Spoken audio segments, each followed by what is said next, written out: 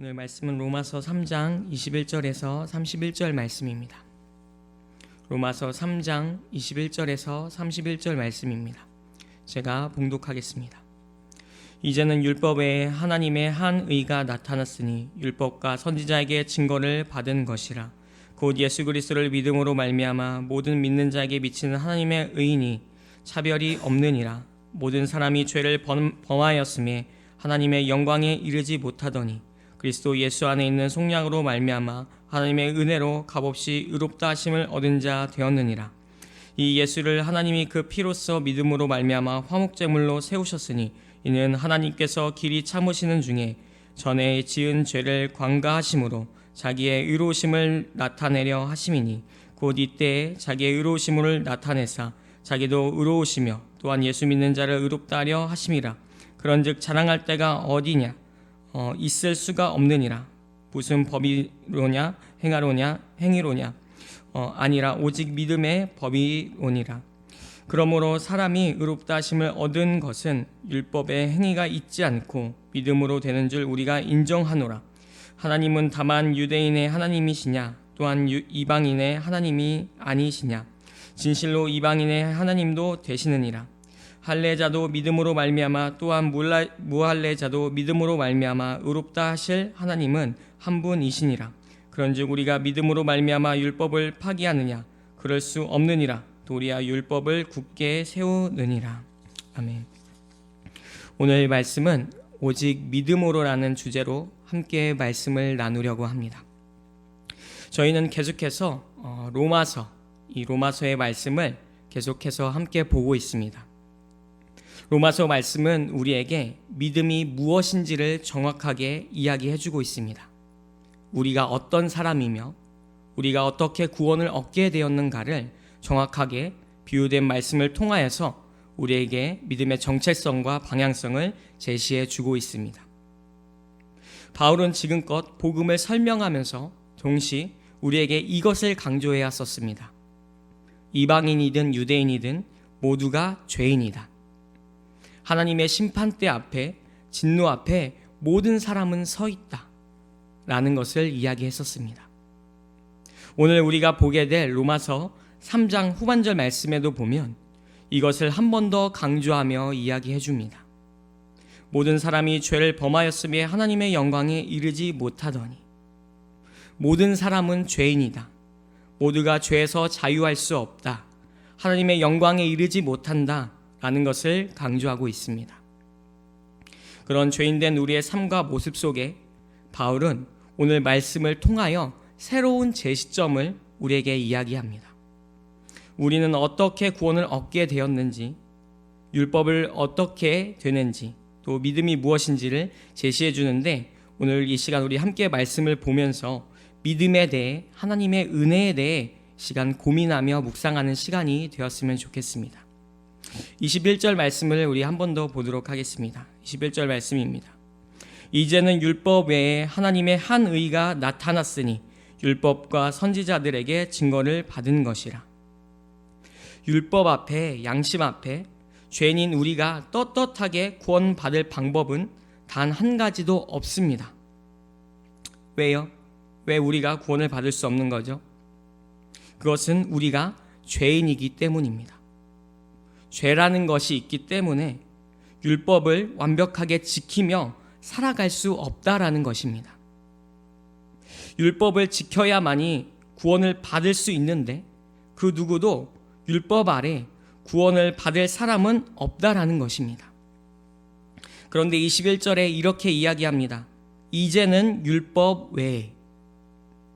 지금까지 나누었던 논리, 율법 아래 있는 자들, 율법을 지켜야 구원을 받는다, 율법을 지켜야 의롭다 라는 논리가 아니라 새로운 다른 차원의 방법이 열렸음을 이야기합니다. 즉 율법이 아닌 새로운 구원의 길이 제시되었다라는 것입니다. 이제는 율법 외에 하나님의 한 의가 나타났으니, 여기서 말하는 하나님의 한 의는 하나님의 속성을 가리키는 의가 아닙니다. 이 의는 로마서 1장 17절에 미리 우리에게 말씀한 바가 있습니다. 로마서 1장 17절 말씀입니다. 복음에는 하나님의 한 의가 나타나서 믿음으로 믿음에 이르게 하나니 기록된 바 오직 의는 믿음으로 말미암아 살리라 함과 같으니라. 이 의는 지금 우리에게 무엇을 말씀하는 건가요? 구약에서부터 선지자를 통해 예언되어져 왔고 선포되어졌던 것, 곧 예수 그리스도를 말씀합니다. 예수님을 통하여 예수 그리스도로 말미암아 불의한 자를 의롭게 하시는 하나님의 의가 새롭게 우리에게 나타났음을 말씀하는 것입니다. 그래서 이제는 율법이 아니라 예수 그리스도를 믿기만 한다면, 예수님을 나의 구세주로 구원자로 나의 하나님으로 믿기만 한다면 그 믿음으로 우리는 의롭게 된다라는 사실입니다. 우리는 예수 그리스도로 말미암아 의롭게 되어진 줄을 믿으시기 바랍니다. 우리의 어떠한 공의 또 교회에서 어떠한 노력과 행위가 아니라 오직 예수 그리스도를 믿는 이 믿음으로 우리는 하나님께 의롭다 칭함을 얻게 되었습니다. 그런데 성도 여러분, 이 믿음은 단순한 믿음이 아닙니다. 이 믿음은 하나님의 의와 동일한 그리스도와 직결된 믿음인데, 쉽게 설명해서 하나님과 인격적인 만남과 교제 속에 이루어진 믿음이라는 것입니다. 우리는 이 인격적인 만남과 교제 속에 하나님을 만나고 예수님의 사랑을 만났습니다. 우리는 이 사실을 기억하며 또 회복하며 또 회복시키며 살아가야 합니다. 그런데 그렇게 살아가야 하는 우리인데 현재 우리의 모습은 어떠한가요? 어쩌면 바쁜 생활과 익숙해진 교회 생활 속에 또 익숙해진 유튜브 예배 속에 우리는 이 사실을 잊고 살아갈 때가 분명히 있습니다. 또 많습니다. 하나님을 만났던 때가 언제인지, 그 감격 속에 열정을 갖고 열심히 찬양하고 믿었던 때가 언제인지 우리는 잊고 살아갈 때가 분명히 많습니다. 오늘 우리는 이 말씀을 묵상하면서 다시 한 번 더 하나님 앞에 우리의 신앙과 기본을 점검함으로 예수님을 통해 의롭다함을 얻게 되었다라는 사실을 감사하며 기도함으로 하나님과의 첫사랑을 회복해야 되는 줄 믿습니다. 하나님과의 인격적인 만남과 교제, 일주일의 예배 한 번이 아닌 우리의 생활 속에 계속 이어져 나아가야 합니다. 이것이 우리가 가져야 하는 믿음이며 회복해야 하는 믿음입니다. 그렇다면 우리는 오늘 말씀을 보면서, 오늘 본문을 보면서 이러한 의문을 생각할 수 있습니다. 왜 우리에게 예수님을 믿어야만이 우리를 의롭다라고 말씀하는 것인가? 로마서 3장 24절에서 25절 말씀에 여기에 대한 답이 있습니다. 한번 보겠습니다. 그리스도 예수 안에 있는 속량으로 말미암아 하나님의 은혜로 값없이 의롭다 하심을 얻은 자 되었느니라. 이 예수를 하나님이 그 피로써 믿음으로 말미암아 화목제물로 세우셨으니 이는 하나님께서 길이 참으시는 중에 전에 지은 죄를 간과하심으로 자기의 의로우심을 나타내려 하심이라. 바울은 24절과 25절 이 두 절을 통해 제시합니다.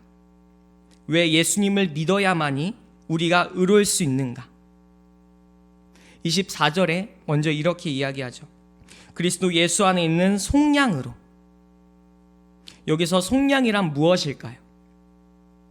먼저 속량이란 몸값을 받고 죄인을 풀어 자유인이 되게 하는 일, 또 채무로 종이 된 형제를 대신에 값을 치르고 해방시켜주는 일, 이것을 속량이라고 합니다. 또한 이 속량은 구약 성경에서 하나님께서 이스라엘 백성을 애굽 노예 상태에서 구출한 사건을 말하기도 합니다. 그러한 속량이 오늘 누구로 말미암아 되었다 그러죠? 예수 그리스도로 말미암아 되었다 합니다. 죄에 노예된 우리의 신분을 변화시키기 위하여, 죄에서 해방시키기 위하여 예수님께서 대신 그 값을 지불해 주셨다라는 것입니다. 이것을 속량이라 말하며 또 우리는 은혜라고 말합니다. 하나님의 은혜, 하나님의 자비, 예수님의 속량. 우리의 힘으로는 전혀 낼 수 없는 이 값을 예수님께서 대신 내주심으로 우리는 값없이 하나님의 은혜를 누리게 되었습니다. 그로 인해 우리는 의롭다함을 얻게 되었습니다. 예수님께서 대신하여 내주신 우리의 값, 그 값은 예수님께서 십자가에서 피 흘리심으로 그 값을 내주셨습니다. 25절 3반절 말씀입니다. 이 예수를 하나님이 그의 피로써 믿음으로 말미암아 화목제물로 세우셨으니, 화목제물이라 말합니다. 우리가 너무나 잘 알고 있듯이 구약시대에는 인간의 죄를 씻으려면 어린 양의 피를 대신 흘려야 했습니다.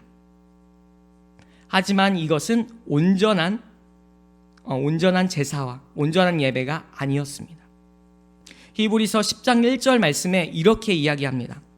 율법은 장차 올 좋은 일의 그림자일 뿐이요 참 형상이 아니므로 해마다 늘 드리는 같은 제사로는 나오는 자들을 언제나 온전하게 할 수 없느니라. 온전할 수 없는 제사였다라는 것입니다. 또한 하나님의 진노를 풀고 인간과의 관계를 회복하기 위해서는 이 화목제물을 드려야 했습니다. 쉽게 설명해서 화목제물을 드려야만이 하나님의 진노를 가라앉히고 하나님과 끊어진 관계를 회복시킬 수 있었습니다. 그러나 구약 화목제는 매번 반복해서 드려야 했기 때문에 불완전한 제사였다라는 것입니다. 그러한 제사 가운데 하나님께서 하나님의 의이신 완전하시고 온전하신 예수 그리스도를 직접 보내셔서 직접 화목제가 되심으로 십자가에서 보혈을 흘리심으로 그 피로 단번에 죄를 속죄하여 인간이 의롭게 될 수 있는 새로운 길을 우리에게 제시해 주셨습니다. 이 사실은 소수 어느 민족에게 주어진 것이 아닌 이 사실을 믿는 모든 민족, 모든 사람들에게 주어진 것입니다. 유대인이든 헬라인이든 할례자든 무할례자든 이 사실을 믿기만 한다면 모두가 하나님께 의롭다 칭함을 얻게 되었다라는 것입니다. 그렇기 때문에 우리는 우리의 어떤 행위가 아니라 우리의 어떠한 공로가 아니라 하나님의 놀라운 계획과 은혜로 오직 예수 그리스도의 보혈로 그 은혜로 구원을 얻었음을 믿으시기 바랍니다. 이것이 우리에게 값없이 주신 하나님의 사랑입니다. 그 사랑을 받은 우리는 앞으로 어떻게 살아가야 할까요? 그것은 27절, 28절, 또 31절을 통하여 우리에게 이야기해주고 있습니다. 27절, 28절, 31절을 제가 읽겠습니다. 그런즉 자랑할 때가 어디냐? 있을 수 없느니라. 무슨 법이로냐? 행위로냐? 아니라 오직 믿음의 법으로니라. 그러므로 사람이 의롭다 하심을 얻은 것은 율법의 행위에 있지 않고 믿음으로 되는 줄 우리가 인정하노라. 그런즉 우리가 믿음으로 말미암아 율법을 파기하느냐? 그럴 수 없느니라. 도리어 율법을 굳게 세우느니라. 사도 바울은 27절을 통하여 이야기합니다. 우리가 자랑할 수 있는 것은 아무것도 없다. 율법으로나 행위로나 어떠한 것도 자랑할 것이 없다. 우리가 자랑할 수 있는 것은 오직 믿음으로 의롭다함을 받았다는 사실 하나뿐이다. 성도 여러분, 우리는 무엇을 자랑하면서 우리의 삶을 살아가고 있습니까? 돈을 어떻게 해서 엄청 벌었다는 것을 자랑하며 살아갑니까? 자녀가 좋은 대학교, 좋은 회사에 취직했다는 것을 자랑하며 살아갑니까? 오늘 내가 자랑하면서 살아가고 있는 것은 무엇입니까? 오늘 우리가 입에 달고 살아가며 자랑해야 할 것, 사도 바울과 같은 고백처럼 오늘 믿음으로, 오직 믿음으로 의롭다함을 받았다는 사실 이 하나뿐입니다. 세상 사람들은 무엇이 어떻다, 무슨 차를 탄다, 무엇을 한다 다 자랑을 하여도 우리가 목 놓아 자랑할 것은 이러한 썩어질 것이 아니라 오직 하나님의 의롭다함을 얻었다는 것, 또 그 얻음으로 영원한 구원을 얻었다라는 사실뿐입니다. 또한 우리는 믿음으로 말미암아 율법을 굳게 세우는 삶을 살아가야 합니다. 예수님께서는 율법을 폐기하러 오신 것이 아닙니다. 온전하지 못한 이 율법을 완전하기 위하여 새로운 답으로 오셨습니다. 율법의 역할은 이제 변화되었습니다. 갈라디아서 3장 24절에 이렇게 말씀합니다. 이같이 율법이 우리를 그리스도께 인도하는 초등교사가 되어 우리로 하여금 믿음으로 말미암아 의롭다함을 얻게 하려 함이라. 율법의 역할은 변화되었습니다. 전에는 우리의 죄를 정죄하였지만 이제는 그리스도로 예수님으로 예수님의 길로 인도하는 그곳으로 변화되었습니다. 그래서 우리는 율법을 통해 하나님의 사랑을 알아가는 것이고 이웃을 사랑하는 법을 알아가게 되는 것입니다. 그렇게 우리는 힘써 하나님의 사랑을 늘 알아가며 하나님의 은혜를 묵상하며 살아가길 간절히 소망합니다. 오늘 우리가 자랑해야 할 것, 예수님의 사랑과 하나님의 의롭다 칭함을 받았다는 사실, 이 사실을 다시 한 번 더 오늘 삶 가운데 또 오늘 하루 가운데 묵상하면서 그 은혜로 살아가는 저와 여러분들 되길 간절히 소망합니다.